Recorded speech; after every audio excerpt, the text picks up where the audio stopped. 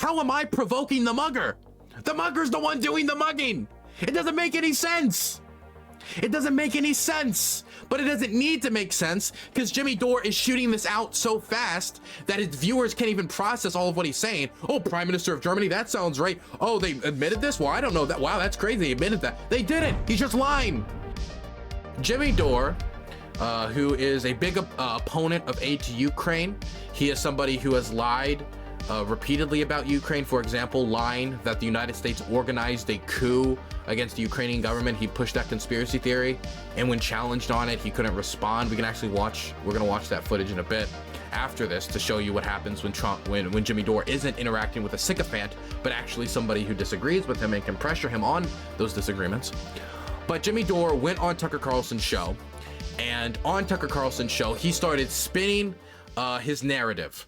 And his message was against the war machine. Okay, not a bad message to have on mainstream television, especially on the Fox News network, the same network that kind of carried us over into the Iraq War. Definitely on Tucker Carlson's program, a man who was a champion for the Iraq War until the Iraq War happened. Then all of a sudden, whoop, oopsie daisy, flipperinos. Now I'm against it now that we've seen how much of a mess it is, which, I mean, it is good to like make a mistake and then turn on your head, but it was pretty obvious that the reason Tucker Carlson was going raw, we need to invade, was because he was getting paid to do so. And he was kind of open about this fact.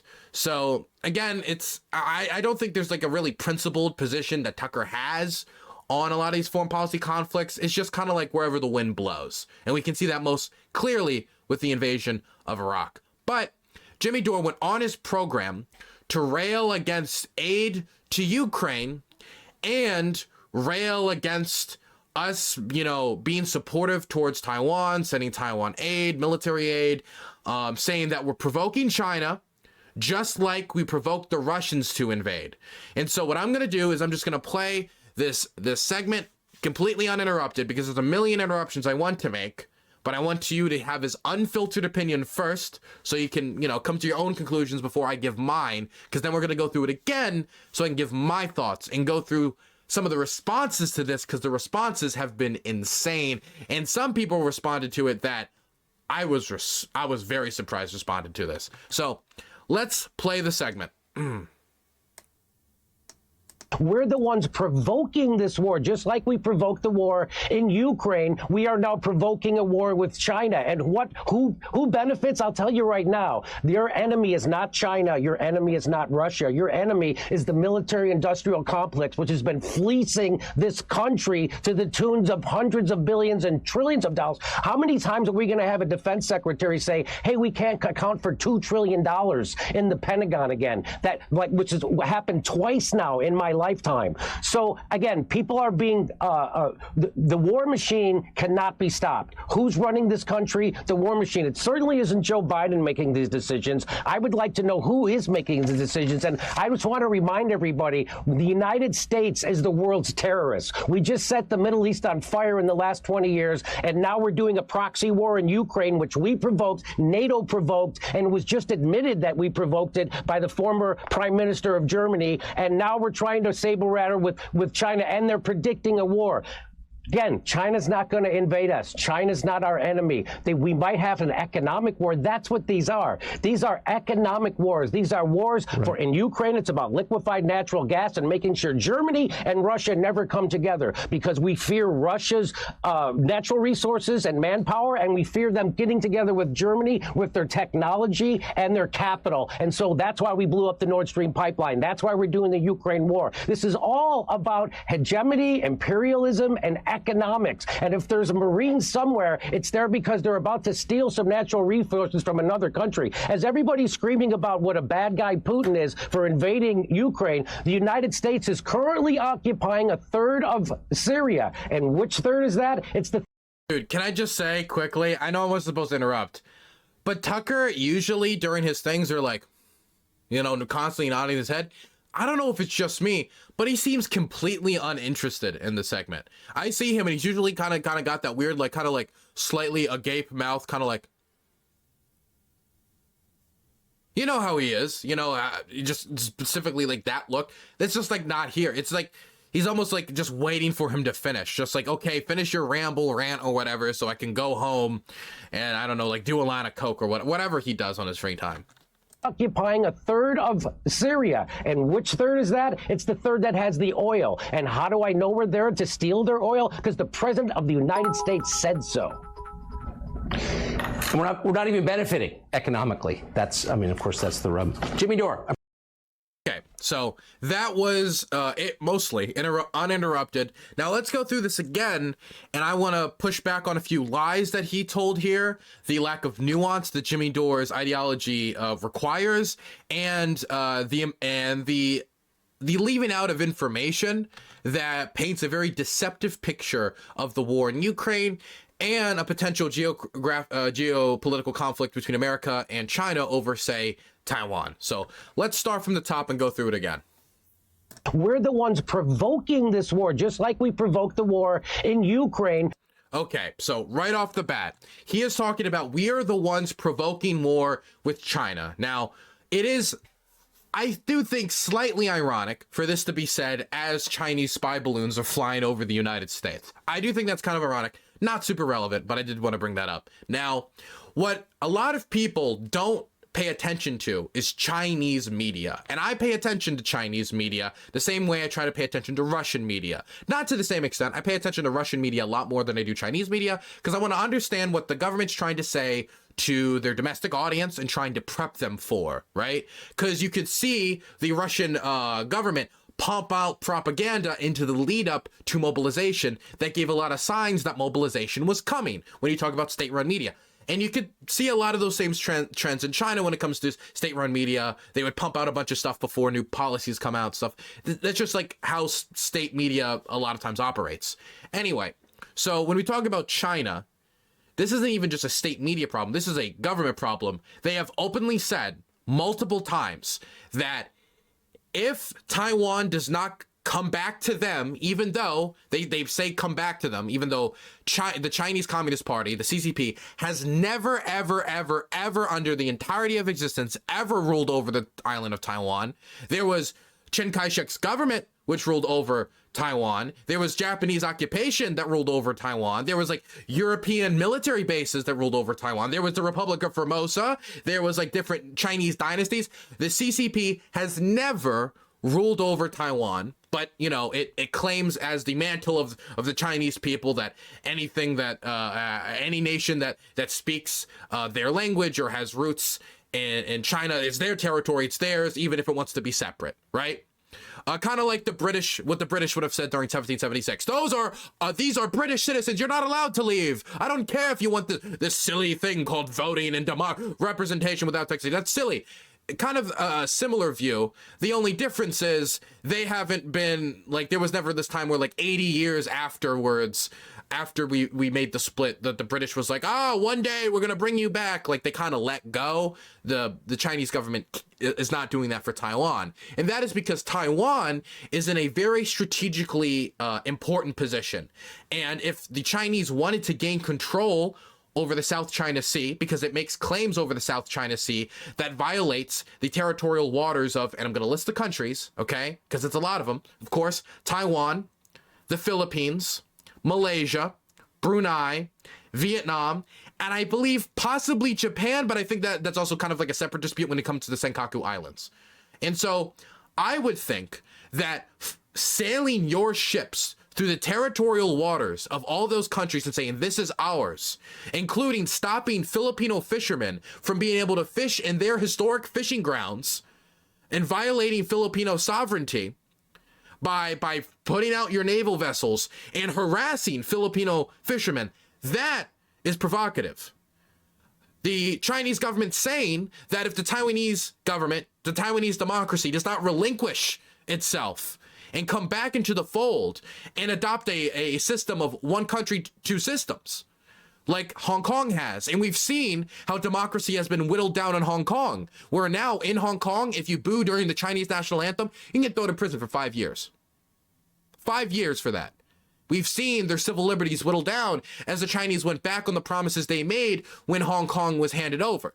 Now, there's an argument about But these promises was made with an imperial government, and therefore, do you really care about the ambitions of the imperial British? It's not about caring about the ambitions of the imperial British. It's more caring about the civil liberties and the ability for these people to freely protest and vote for the democratically elected leaders in Hong Kong. That's what I care about. I care very little about the legacy of British whatever. That's what I care about.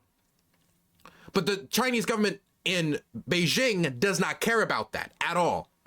And so they have been open that they are willing to by force invade, bomb, and raze Taiwan to the ground if it does not come back into the fold. And I just want to emphasize how disastrous a Chinese invasion of Taiwan would be. Now, there have been war game scenario played out as if this was to, like, say, happen in 2027. There was like 24 simulations ran on this. And it was a conflict between Japan, America, Taiwan, and the Chinese government in Beijing. And they rolled it, and more times than less, the Chinese government would lose that invasion. But that's 2027, right? They have time to prepare, build up their Navy, build up their Air Force, continually expand the military technology as they try to race against the clock so they have the means to take Taiwan by force and smash all resistance. That is what they're actively preparing to do right now. You can see it as the Chinese military budget exponentially increases, not only when it comes to their ground forces, but also for their naval forces, which would be important since they would try to enforce a blockade on the island, try to starve them out, stop any aid from getting in, whether it's humanitarian or military. Now, personally, I see that as provocative. If you heard me say that Cuba, if it does not become part of the United States as a rightful state of America, then we're going to go in there. They can come in peacefully, or they will come in with force. That's provocative. That is the Chinese government actively trying to break the status quo in Taiwan, take away what the majority of Taiwanese people, which is democracy, which I assume on occasion is something that Jimmy Dore cares about. That all to me is provocative. But Jimmy Dore never includes this in his analysis. As much as Jimmy Dore talks about, America's the terrorist, I care about all the suffering in the world, which I don't really think he cares that much about it. Because if he did, then why does the suffering of the Taiwanese people who would have to live under the jackboot of Beijing not matter? Why does it not matter that if there was a war to break out over Taiwan and the Chinese were to invade, that and Taiwan did not have the means to dissuade it, the military means to say, look, if you invade, you're going to fail. Taiwan's one of the most densely packed countries in the world. And if you exclude mountainous regions, it is the most densely packed country in the world. It's a country of 25 million people. That's more people than Syria had, more densely packed in Taiwan. And think about how much of humanitarian disaster it was in Syria. It was a massive humanitarian disaster. How many people were displaced? How many people were killed? And in Taiwan, it could be even possibly worse, not only because there's more people, but because they're more densely packed in these cities. Like the middle of Taiwan is largely empty. And there's, of course, tribal societies in there that have been there for a very long time. The native population of Taiwan, which, of course, were kind of like erased by Chinese settlement and Japanese occupation.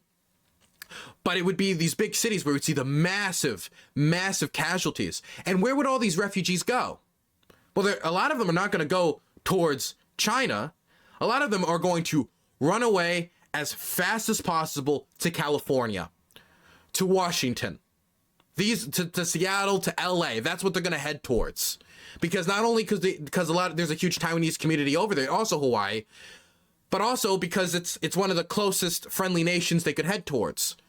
So this potential Chinese invasion could be a massive refugee crisis for the United States. Not to mention, of course, I feel for the people who would be displaced. Just like the Chinese would be concerned that if we were to, say, invade North Korea over their nuclear threats, of a massive refugee crisis that would be headed towards China. And China would see that, rightfully to an extent, as a provocation. A massive provocation if we actually invaded and didn't just talk about invading and talk about conquering like they do all the time as they violate Taiwanese airspace, which again is a provocation, as they do all these military drills with missiles falling quite close over Taiwan. Provocation. In Jimmy Dore's analysis, none of this isn't taken into consideration. And I'm not saying America doesn't do anything provocative towards China. I'm not saying that at all. But this is all the information that Jimmy Dore leaves out to make his case look better. He's nitpicking the information he shows his audience. Also, when we talk about like the idea that we provoked the war in Ukraine, I am sorry that Jimmy Dore didn't follow it that much in 2014. I don't know if he was like asleep or he was like, just like putting out the Z's and the snoozes or whatever. Well, like what was going on? But the reason that the war started in the first place 8-9 years ago was that in 2014, I can't believe I have to explain this. The leader of Ukraine was Lukashenko, which was somebody who was friendly with the Russians, very friendly with the Russians. And on the campaign trail, he promised voters who wanted this that they would make a trade agreement with the EU that would allow visa-free travel. So that means that Ukrainians could travel throughout Europe and look for work, which could be very helpful for them, look for education. They would have new trade agreements. It would be massively beneficial to Ukraine. It would open up new markets. It could help Ukraine get out of the economic rut that they were in. Most Ukrainians wanted this. Actually, it wasn't even like close. The vast majority wanted this. Yanukovych, sorry, I said Yanukovych. So what happens is the Russian government basically says, no, you're not going to do that. Not only are you not going to do that, we're going to stop your trade with Russia now. And out of nowhere, 25% of all of Ukraine's trade just hit a wall, a brick wall. They weren't allowed to cross the border into Russia, and it was all stopped at the border. This is what we call in international relations economic coercion, where they're basically saying, look, if you do not serve our economic interests, we're just going to stop trading with you, and we're going to watch your economy cave out. Yanukovych, very scared about this possibility, turns on what he promised on the campaign trail and is now no longer committed to joining this economic agreement, and instead reverses completely 180 and says, instead, how about we join the Russian Eurasian Economic Union? How about we do that? How about we make more deals with Russia instead? So the nation that just used its leverage aggressively against Ukraine, against what it promised to do in the Budapest Memorandum, because people talk about how infringing on Ukraine's territorial sovereignty, as in taking its territory, was agreed to in the Budapest Memorandum. What was also agreed to in the Budapest Memorandum was not using economic coercion against Ukraine, which they had then done. At this point, Ukrainians are angry because they're basically coming to the conclusion, not only is this against what we wanted, but you're going to make us more reliant on Russia, meaning we're going to have no choices in the future. We're not going to diversify our economy. If Russia goes down, we all go down, and they will use this economic coercion against us. You should not cave to those who try to intimidate our nation. They go to the streets of Kiev. They start protesting. Yanukovych sends out thugs that end up murdering protesters over the next few months. Protests explode in response because they're pissed that they're getting murdered. As Tutushki hired thugs, which are literally criminals the government hire, goes out, stabs and beats and murders protesters. The Berkut, which is a corrupt, abusive, and torturous, literally torturous special police arm that they send out to abuse protesters, where they beat them with metal pipes and would tie nuts, bolts, and nails on top of flashbangs and throw them in the crowds. None of this worked, though, in making the protesters cede their position that Yanukovych had to step down. Because eventually it expanded to Yanukovych has to sit down and you got to release all the protesters, and they had demands. Yanukovych tries some negotiation. He's not able to give up enough. And then instead of, maybe trying to see out the ship anymore, he decides, look, this seems to be going pretty bad for me. And he flees to Russia. After he flees to Russia, an interim government is assigned before free elections could be held. These free elections would eventually end with Petro Poroshenko being elected. But in that time period, Russia makes the move to invade Crimea. The whole time they deny they're invading Crimea. They have their soldiers take off their Russian patches to lie about it the whole time. They invade Crimea, and this is what kicked off the war. They illegally annex it. The whole world condemns them, and then the war in the Donbass breaks out. As these Donbass rebels, which people say, oh, they were spontaneous. I don't know what you're talking about. There wasn't the Russians. Where'd they get all the tanks? Where did they get the anti-air? Where did they get all this equipment? This isn't stuff that just magically falls out of the sky. I actually saw a meme recently that kind of reminds me of this. I'm sorry I'm ranting a little bit about this, but I'm very opinionated when it comes to this. Let's see if I can find this meme I saw. 1 second. Oh, I don't think I might not be able to. I hope I have it. No, I don't. Well, wait 1 second. Maybe I can open it in Twitter. Nope, wrong one. Yeah, here it is. Here it is right here. 2014 Maidan coup fueled by the West to install Nazi regime. Next generation NATO tactical helmet. High-end man-portable artillery system. Galicia thermobaric grenade. It's just Molotovs and sticks and like burnt tires. Separatist movement in eastern Ukraine. Russia has nothing to do with it. T-72 tank. All of them captured from the Ukrainians, of course. Panzer S1AA system. They must have found it in a shed. In a Russo-Israeli four-post UAV drone. Every child in Donetsk has one. Like, it was pretty obvious what they were doing. And that's how the war kicked off. Now, he looks at that situation, and his conclusion is that we provoked it. We provoked it because Ukraine was concerned about being invaded like they are now and was entertaining NATO membership. That's how it's provoking it. So the nation that was right about there being a risk of Russian invasion, entertaining NATO membership was enough for them to get invaded. That was all. And to take their land illegally. So you can say that America provoked it, but you're a liar if you're just saying America provoked it. Or if America provoked it, it's provoking it in the way that like someone slaps you, you spit in their face, and so they slap you again. Did you provoke the second slap? I mean, maybe, yeah, but I mean, they deserved it. So that's the situation and all the information that Jimmy Dore likes to leave out from his analysis. Let's continue. I'm sorry, we're only 5 seconds in, and I kind of went on a spiel there. We are now provoking a war with China. And who benefits? I'll tell you right now. Your enemy is not China. Your enemy is not Russia. Your enemy is the military-industrial complex, which has been fleecing this country to the tunes of hundreds of billions and trillions of dollars. I don't disagree with the idea that inherently China and Russia are not our enemies. And I don't disagree with the idea that the American people have been taken advantage of by the military-industrial complex. I don't disagree with that. But when it comes to the context of Ukraine, Russia is not an enemy of just the United States. They're the enemy of, well, basically all of Europe. All of Europe is in a consensus that Russia should not have invaded Ukraine and did what they're doing right now. So it's not a question of, are you an American the enemy of Russia? It's that Russia has provoked this response from the entire world by engaging in the largest land war in Europe since World War II, by engaging in the largest art heists since World War II, stealing over 15,000 pieces of Ukrainian art and culture, including over 2,000-year-old Scythian gold and oil paintings, specifically organized looting of this by the military to try to steal Ukrainian culture. Like, why is it that Jimmy Dore has so much rage against the nation being invaded, but so little towards the nation doing the invading? It's just so sad to me, man. Anti-war, huh?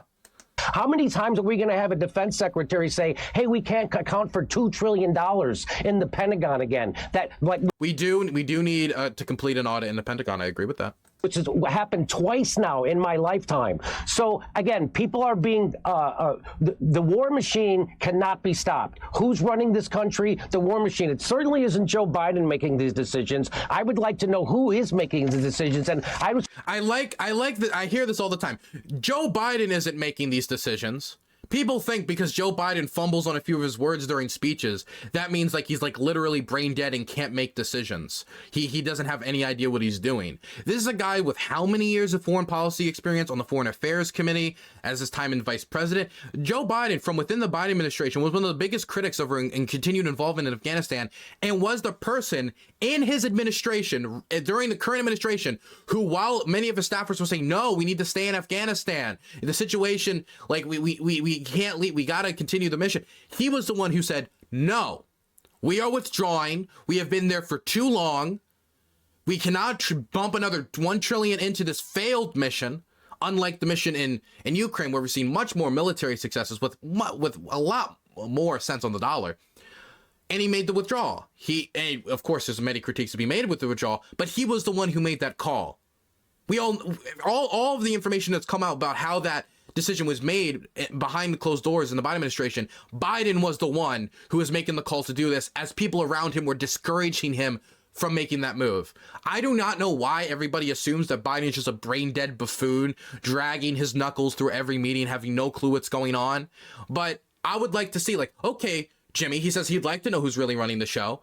So he has no alternative. He's just like, I know Joe isn't doing it. I'd like to know who's really doing it. It's just babbling. It's just, oh, I think Biden's stupid, therefore he's not running it. It must be the deep cabal in the background doing it. There's a lot of people who have influence over the president of the United States, but don't remove Joe Biden of the responsibility of his governance. I just want to remind everybody, the United States is the world's terrorist. We just set the Middle East on fire in the last 20 years, and now we're doing a proxy war in Ukraine, which we provoked, NATO provoked, and it was just admitted that we provoked it by the former Prime Minister of Germany, and now we're trying to saber rattle with China, and they're predicting a war. Okay, so that was just a lie. Like, there's not like a way for me to spin this. But like, he just lied there about Germany. Like, the former Prime Minister of Germany did not admit that we provoked Russia into invading Ukraine. That is not true. We did not provoke them into invading Ukraine in 2014. There is no evidence of that whatsoever. And we didn't provoke them into invading in 2022 either. Because in 2022, there was no like big moment where like, oh my God, Ukraine's about to join NATO. They have to do something. Oh my God. That they weren't. Because they couldn't join NATO, because one of the requirements of joining NATO is that you have to have control of all of your territory. You can't have any territorial disputes. Ukraine had multiple territorial disputes. And so just by the rules of NATO, and because I don't think Turkey would have agreed to it, and multiple nation states would have been in opposition, like Hungary, for example, Ukraine was nowhere close to NATO membership. So the idea like, oh, we provoked them to invade because of NATO membership. Ukraine was not going to join NATO. They weren't. They had no path to join NATO. At all. So I don't understand why why the former Prime Minister of Germany would say that NATO or they provoked Russia into invading. He's just lying. They didn't. There was no interview with the former Prime Minister of Germany where he says, yeah, you know, we kind of fucked up. We provoked them into invading. Or we provoked them into invading. What he's talking about is that the former Prime Minister of Germany, in an interview after the invasion started, tried to explain the Minsk Accords because the Minsk Accord, Minsk 1 and Minsk 2, failed to create peace in Ukraine. They did. And honestly, when you look at the Minsk Accord afterwards, it kind of like there was really no chance of it doing anything else than kicking the can down the road. I think the Russians knew it. I think there's a possibility the Ukrainians in the West knew it. I really don't know. All I can do is guess. But by the way, did he say Prime Minister of Germany? Can we bring this back a second? Of Germany, and that we provoked it by the former Prime Minister of Germany. Okay, so I didn't even catch this. And somebody in chat just brought up, he says Prime Minister of Germany. I assume he means Chancellor.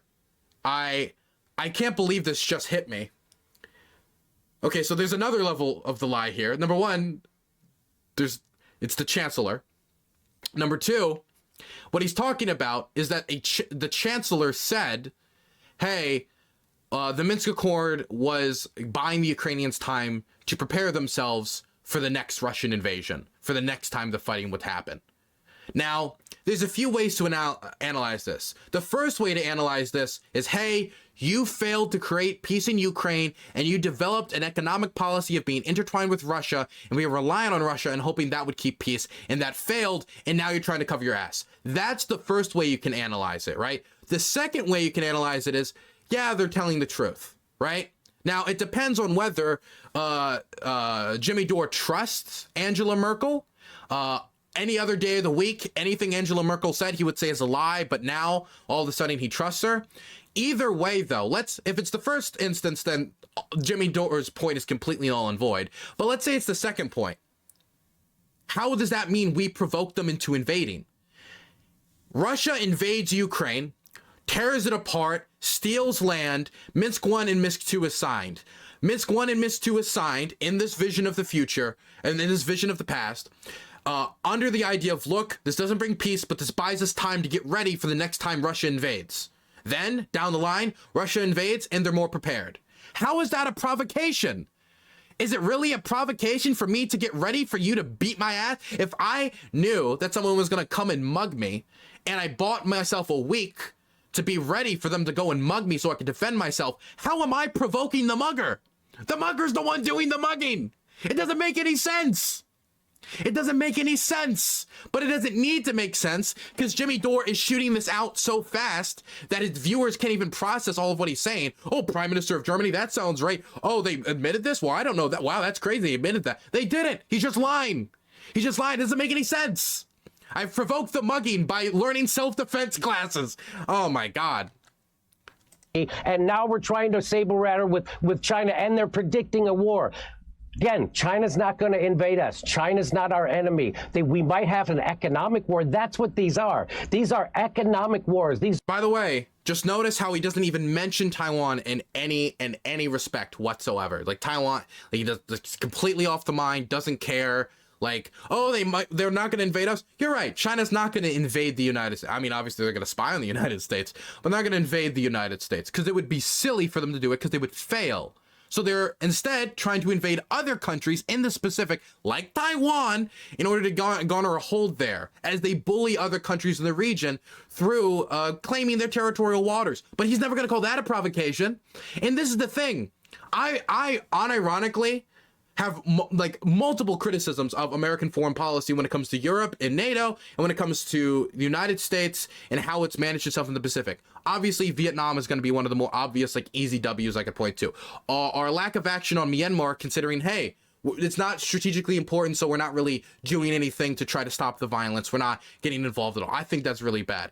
I have multiple things I can get into, but I see so much nonsense and lack of nuance from Jimmy Dore. All I can do when I watch his interview is not even try to reach over into that. All I can do is try to clean up the amount of intellectual feces he smeared on the wall. These are wars in Ukraine. It's about liquefied natural gas and making sure Germany and Russia never come together. What is that? What is he even talking about? This is just this statement right here epitomizes Jimmy Dore's foreign policy view. It lacks any nuance. What's this war over? Oil. What's the next war over? Oil. What's the war over that or over? Oil. Every war in history is over oil. Every single one is oil. All of blood that has ever been spilled in the history of human and mankind is oil. Afghanistan, oil. Ukraine, Iraq, oil. Ukraine, oil. Everything's oil. Like, can it not be that Russian nationalism and xenophobic view of Ukrainians, as we have the former president of Russia saying that Ukrainians have a disease of the mind? A disease, Ukraineness is a disease of the mind? Like, that can't at all play into this Russian nationalism? He's annexing territory. He's annexing territory. This is imperial land grab. This is imperial land grab. And the only motivation, it's just all over natural gas and resources. I'm sure to some degree, natural gas resources and one market having access to it to another could be a motivating factors to some of the people who are trying to support Ukraine, or in Russia's case, conquer Ukraine, annex its land, and erase its culture.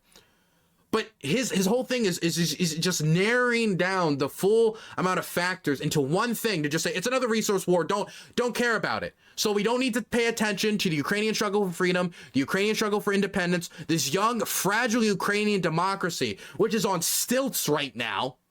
Stilts as it's trying to hold itself against the Russian invasion. And instead of trying to analyze the full amount of factors, just quickly, another resource war. Nobody has to think any more deeply about this. Nobody needs to think about the morality of this anymore because it's all over oil. It's all over resources, right? I think that people are just so used to hearing all the wars in the Middle East are over oil and resources that now you can say this about anywhere in the world and now it's a war about that. I can point to any country on the map and just say resource war, resource war, resource war, because every nation has resources. But he doesn't want to look at the big picture. He doesn't want to look at the other factors. And what is he talking about? This is to stop Germany and Russia from coming together. Germany's sending tanks to Ukraine. We're not stopping them from coming together. Germany actively is separating themselves from Russia right now due to the invasion. They are reversing the last, 30 years of German foreign policy because of the Russian invasion of Ukraine, the largest war in Europe since World War II. How are we stopping them? They're actively making these decisions to reverse course. If you poll the German public, they want to support Ukraine. They support Ukraine. Even if the German public want peace, like everyone wants peace, they support Ukraine. They support the defenders and support aid to Ukraine. Go look at the German Greens. Go look at the German Conservatives or the German Social Democrats. The only people who don't are the far-right AfD, which had their own members of the Bundestag go to Russian-controlled territory and support them because they're insane far-right maniacs. Or it's literally Die Linke, which has like 5%, 6%. Just like hardcore communists with ties to the former Eastern German regime. So I just, it's so bizarre how he speaks for other people so flippantly. It's the same thing with the word proxy war, and I didn't even get to this when it comes to this video. When he uses the word proxy war, that word really angers me because it feels like it just erases like all the Ukrainians. It's just like Ukrainians are America's puppet and they fight to the last Ukrainian. If you just include that context and nothing else, it just sounds like, wow, these Ukrainians, they I guess in any other circumstance, they wouldn't be fighting. It's just America forcing them to fight. No, if you poll Ukrainians, the vast majority of them, over 80% of them, will not give up any territory, including Crimea, for a peace deal with the Russians. The Ukrainians are the ones that want to continue the struggle to victory more than any other people on the planet. More than Russians, more than any European, more than everyone. And they're also the ones feeling the worst effects of the war. What does that say about their interests? What does that say about what they want for the future of their country? What does that say about their view of the Russian occupiers? But that context is never going to be brought here. It's not like Jimmy Dore or Jimmy Dore. I was about to call Tucker Carlson Ukraine. Neither Jimmy Dore or Tucker Carlson care. Because we fear Russia's natural resources and manpower, and we fear them getting together with Germany with their technology and their capital. And so that's why we blew up the Nord Stream pipeline. That's why we're doing the Ukraine war. This is all. There's no evidence that we blew up the Nord Stream pipeline. We could have done it. There's no evidence publicly saying it. There's no evidence publicly proving it. But like Jimmy Dore is not one to ever retract when he makes a false statement. For example, when he tried to reiterate the view that David DePepe, the crazed maniac that tried to torture Nancy Pelosi and assassinate her husband, he backed up the idea that he was actually a gay lover. That he was a gay lover, and that Nancy Pelosi's husband is an alcoholic, drugged up gay lover, and this is just all a quarrel. Then when the video footage came out disproving it, and the only evidence for him being a gay lover was an unsourced blog with no credibility, he just like ignores that it even ever happened. He's just kind of like moving on. He's like, but look at the footage, and then let's move on. Never address the fact that he was wrong on every level. And if that happens to be the case as well with Nord Stream, if 20 years from now we find out it was like the Swiss or like some random person, random people, he'll just ignore it ever happened. And when he finally does swing and get some prediction right, he's gonna treat it like as if he's like a psychic predicting the future. About hegemony, imperialism, and economics. And if there's a Marine somewhere, it's there because they're about to steal some natural resources from another country. As everybody's screaming about what a bad guy Putin is for invading Ukraine, the United States is currently occupying a third of Syria. And which third is that? It's the third that has the oil. And how do I know we're there to steal their oil? Because the president of the United States said so. That's not true. It's not. Number one, it's not true that the United States president said we're in northeastern Syria for the oil. He did not say we're in northeastern Syria for the oil. It's part of Operation Inherent Resolve, which was the anti-ISIS operation when we palled up with the YPG, the YPJ, the SDF to fight against ISIS because the Assad regime was too busy bombing children around Aleppo and gassing people, which of course also Jimmy Dore denies, across this country to deal with ISIS. The majority of civilian casualties in the Syrian civil war were at the hands of the Assad regime. ISIS could have only dreamed of killing as many people as the Assad regime. And because Assad literally abandoned northeastern Syria, which isn't surprising considering Assad also mowed down Kurdish protesters in 2004, murdered them after they reacted to xenophobic anti-Kurdish pro-Saddam statements, you know, the person who genocided the Kurds at a football game. He mowed them down, he murdered them, killed them, and then tortured people afterwards, including women and children. And it's not that surprising that that part of the country doesn't trust him or that he abandoned them. After he abandoned them, the Kurds and many other local militias pick up guns, fight against ISIS. We work with them to fight against ISIS because ISIS is an international terror threat. And it was the most successful anti-ISIS operation anyone conducted. The Iranians were not able to be as successful as this. The Assad government, the Russians, no one was. It was very successful. Afterwards, the SDF kind of like sets up government in northeastern Syria before the Turks eventually invade, because they're very scared of Turkish independence, and they claim ties between the Kurds and the PKK, which is a designated as a terrorist organization in Turkey. Now, he analyzes the situation as we're there just for the oil, even though like the key purpose of Operation Inherent Resolve was anti-ISIS operations. It is true that the Kurds are trading oil with American companies in order to rebuild northeastern Syria after, again, a brutal fight with ISIS. But he's really simplifying exactly how those American soldiers who are there training the Kurds and offering advice as advisors are there. Anyway. We're not even benefiting economically. That's, I mean, of course. So that's the Jimmy Dore segment. I also want to say, do you know who responded to this? The Russian ambassador to the UN. Excellent and blunt analysis of what the US is doing to the world today. Thank you, Jimmy Dore. The ambassador for the nation engaging in probably the largest land grab in modern history, at least in the last like 20, 30, 40 years. Largest war in Europe since World War II. We're uncovering the largest mass grave since the Yugoslav genocide with over 440 bodies in Izium. The representative of that government is praising Jimmy Dore. He is serving the interests of the Russian state, and the Russians are thanking him for it.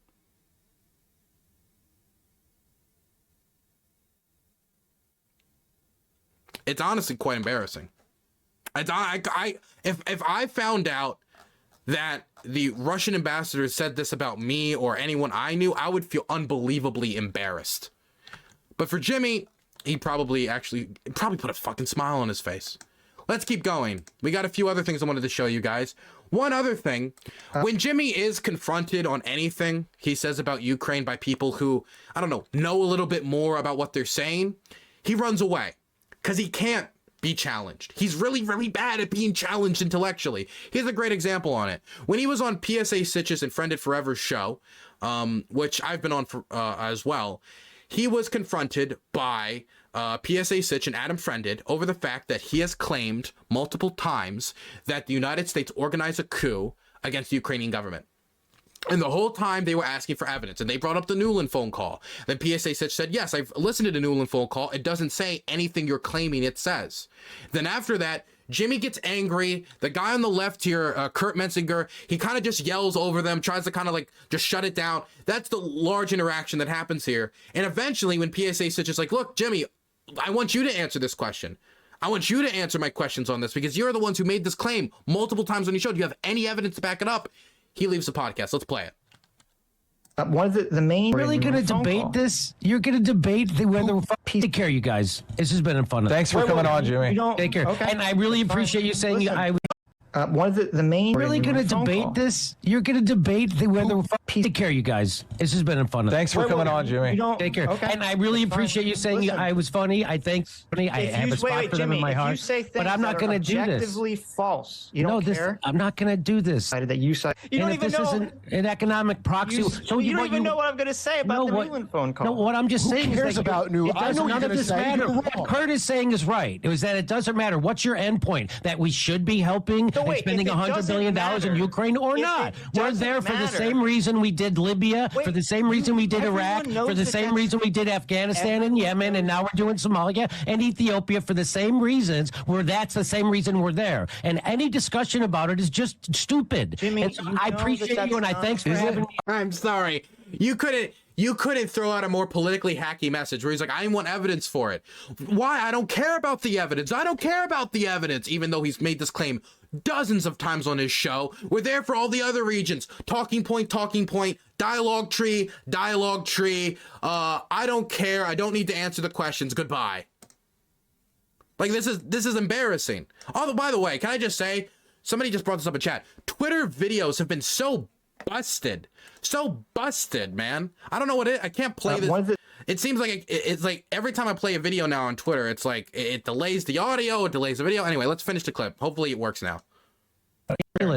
I'm not going to go black is white, in is out. And if the point of it is this You is don't even know. You don't even know. an economic proxy. What is up with Elon's fucking website, dog? What is up with that? I can't play a single Twitter video? This is embarrassing, man. No. Oh my God. No wonder all those Teslas are crashing. My goodness. Either way, you get the point. Jimmy, once confronted on this, didn't want to answer any of the questions. He couldn't answer the questions because it's just not true that the United States organized a coup against the Ukrainian government. There's no evidence for it whatsoever. There's no hard evidence. He makes the claim, doesn't have evidence to support it. He's challenged on it. He says, I don't care about the evidence. What does this mean? Let's ignore all the evidence on whether I was telling the truth or not. Ignore whether I lied. Let's just talk about the conclusion. No, you lying is pretty important. And then he ditches the call and he runs away. Which, I mean, isn't that surprising? Because again, when you lie on the internet, the last thing you want to do is be confronted by those lies. I guess he just thought it would be a friendlier show that wouldn't confront him on the lies.